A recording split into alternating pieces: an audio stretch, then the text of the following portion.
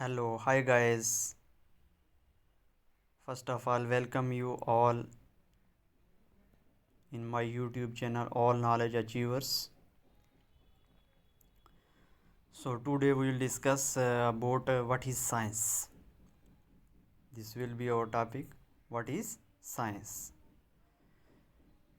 Science is the sum total of systematic knowledge gained by human beings.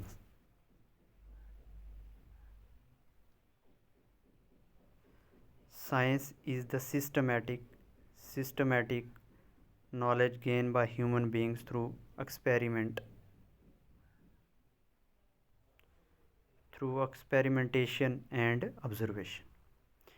अब science का मानना ये है कि कोई भी नॉलेज जो है वो किससे जो है वजूद में आती है, एक्सपेरिमेंटेशन से और ऑब्जर्वेशन से होती है। यानी कि एक्सपेरिमेंट किया जाए तो कोई तजर्बा करते हैं, उसके बाद जो तजर्बा की फाइंडिंग्स आएंगी वही जो है वो उसको हम वैलिड नॉलेज मानेंगे और ऑब्ज़र्व करेंगे। जो चीज़ें हम सामने ऑब्ज़र्व करके जो हमारे पास फाइंडिंग आएंगी वही जो है वो वैलिड नॉलेज होगी। यानी कि रेडी मेड नॉलेज को ये नहीं मानती है। ये कहती है कि साइंस का बेसिकली साइंस का जो इल्म है वो इस चीज़ पर जो है उसकी बुनियाद है कि जब तक आप एक्सपेरिमेंट नहीं करते तो आप किसी चीज़ को नहीं मान सकते। जो एक्सपेरिमेंटेशन से, डिस्कवरी से जो चीज़ सामने आएगी और उस पर जो है वो पूरी तरीके से रिसर्च होने के बाद जो चीज़ सामने आएगी तो उसी को जो है हम क्या मानेंगे, नॉलेज मानेंगे। ये ह्यूमन बीइंग अरसा दराज से जो है वो एक्सपेरिमेंट करता आ रहा है और ऑब्जर्वेशन जो है वो करता आ रहा है। तो साइंस ने कहीं ना कहीं हमारी ज़िंदगी में बहुत सारी आसानियाँ पैदा कर दी हैं। तो अब हम देखेंगे कि ब्रांचेस ऑफ साइंस क्या हैं। ब्रांचेस ऑफ साइंस क्या है? ब्रांचेस ऑफ साइंस तो 3 तरह की ब्रांचेस ऑफ साइंस हैं, जिसमें आपका फिज़िक्स आ जाता है, उसमें आपका केमिस्ट्री आ जाता है, उसके बाद आपका बायो आ जाता है, बायोलॉजी जिसको बोलते हैं, लाइफ साइंस भी बोलते हैं इसको। ठीक है, पहले हम देखेंगे कि फिज़िक्स क्या चीज़ है। पहले हम देखेंगे क्या फिज़िक्स क्या है। पहले हम देखेंगे फिज़िक्स क्या है। फिज़िक्स जो है बेसिकली ग्रीक वर्ड है और फ्यूजिस से लिया गया है।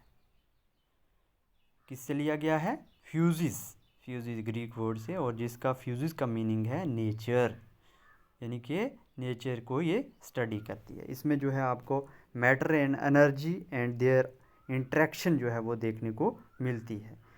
तो Isaac Newton is the father of physics. ये बहुत ही इम्पोर्टेंट है कि फ़िज़िक्स का जो फादर है वो कौन है। फ़िज़िक्स का फादर कौन है? फ़िज़िक्स का फादर जो है वो आपको इसाक न्यूटन देखने को मिलता है। फ़िज़िक्स का जो फादर हमें देखने को मिलता है वो कौन है? Isaac Newton is the father of physics. Albert Einstein is called as the father of modern physics. अब देखिए, अगर मॉडर्न फिज़िक्स की बात की जाए तो उसमें एल्बर्ट आइंस्टाइन का नाम आता है। तो 2 चीज़ें होगी हमारे, एक तो हमें ये पता चल गया कि फादर ऑफ फिज़िक्स कौन है, वो है इसाक न्यूटन, और जो फादर ऑफ मॉडर्न फिज़िक्स है वो है एल्बर्ट आइंस्टाइन। मॉडर्न फिज़िक्स का जो फादर है वो एल्बर्ट आइंस्टाइन है। He has given theory of relativity. अब थ्योरी ऑफ रिलेटिविटी किसने दी है? ये भी याद रखने की बात है कि ये जो है एल्बर्ट आइंस्टाइन ने दी है। जो रिलेटिविटी, थ्योरी ऑफ रिलेटिविटी किस पे डिपेंड करती है? E=mc²। अब speed of light and vacuum is denoted by equation C=3 into 10⁸ meter per second।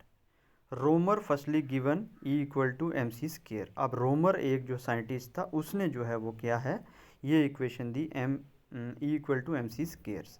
Albert Einstein को नोबेल प्राइज़ दिया गया, किस चीज़ में दिया गया? फोटो इलेक्ट्रिक इफेक्ट में जो है वो इसको नोबेल प्राइज़ दिया गया। किसको दिया गया नोबेल प्राइज़? एल्बर्ट आइंस्टाइन को जो है वो फोटो इलेक्ट्रिक इफेक्ट में नोबेल प्राइज़ दिया गया। It deal with study of natural phenomena.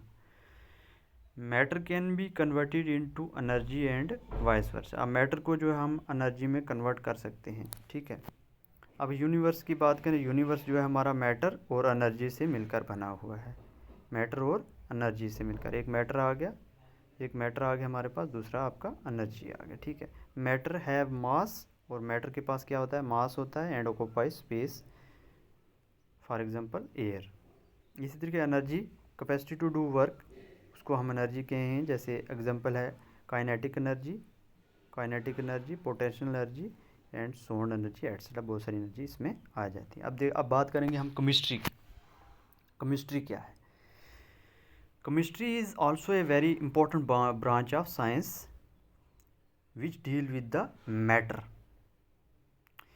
Basically it is the composition of matter reactions. इसमें क्या होती है, matter reactions and their properties, इसके बारे में हम पढ़ते हैं। जितने भी हमारे पास एलिमेंट्स हैं उनकी स्टडी, पीरियोडिक टेबल की हम स्टडी करते हैं।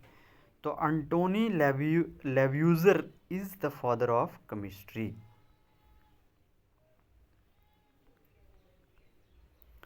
Antony Lavoisier is the father of chemistry कहा जाता है। He has written a book in title the element of chemistry. The element of chemistry जो बुक है वो किसने दी है, वो आपके यहाँ दी गई है एंटोनी लेव्यूजर, जिसको फादर ऑफ केमिस्ट्री भी कहा जाता है। उसने एक बुक लिखी जिसका टाइटल था द एलिमेंट ऑफ केमिस्ट्री।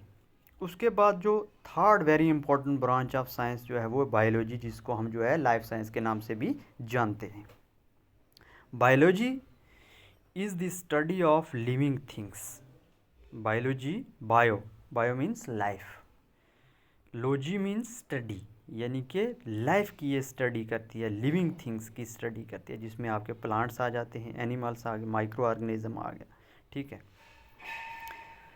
उसके बाद Aristotle is the father of zoology. अब बायोलॉजी भी फर्दर डिवाइड हो जाती है आगे चल के बायोलॉजी भी जो है वो किस में, बायोलॉजी भी जो है हमारी ये लाइफ साइंस जो है वो फर्दर डिवाइड हो जाती है हमारी यहाँ पे, दो में डिवाइड हो जाती है। एक बनता है हमारा ज़ूलॉजी और दूसरा हमारा बॉटनी आ जाता है, ठीक है। तो Aristotle is the father of zoology.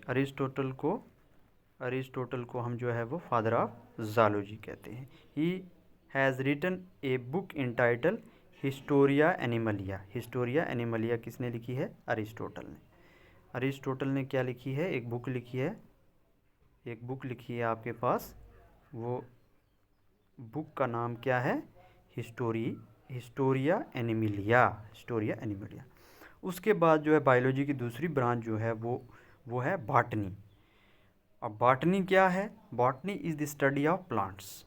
अब वहाँ देखा कि हम ज़ूलॉजी में क्या पढ़ते हैं, ज़ूलॉजी में हम जो है वो एनिमल्स के बारे में पढ़ते हैं, और बॉटनी में प्लांट्स के बारे में पढ़ते हैं।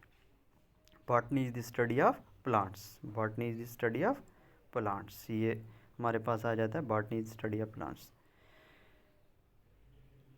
थियोफ्रिटस is the father of botany. अब फादर कौन है बॉटनी का, थियोफ्रिटस जो है फादर है बॉटनी का। He written a book in title Historia Plantarum, ये देखने को आपको मिलेगा यहाँ पे, ठीक है। हिस्टोरिया प्लेंटेरियम, ये बुक किसने लिखी, थियोफ्रिटस, जो फादर है किसका, बॉटनी का। तो गाइस हमने थोड़ा सा नॉलेज ये गेन किया कि साइंस क्या है। Science is the systematic knowledge gain from time to time by human beings through experimental and observation से जो है चीज़ें सामने हम जो है सीखते हैं। और वैलिड नॉलेज कौन सी होगी, वही नॉलेज वैलिड होगी जो एक्सपेरिमेंट से और ऑब्जर्वेशन से जो है वो सामने आए, जो फाइंडिंग आए वो साइंस, यही मान साइंस का। ब्रांचेस ऑफ साइंस में हमने पढ़ा फिज़िक्स, केमिस्ट्री और biology.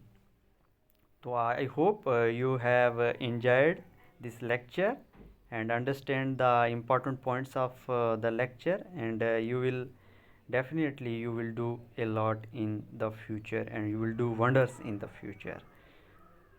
So thank you very much for joining us for this session, for this lecture. आप सभी का बहुत बहुत शुक्रिया।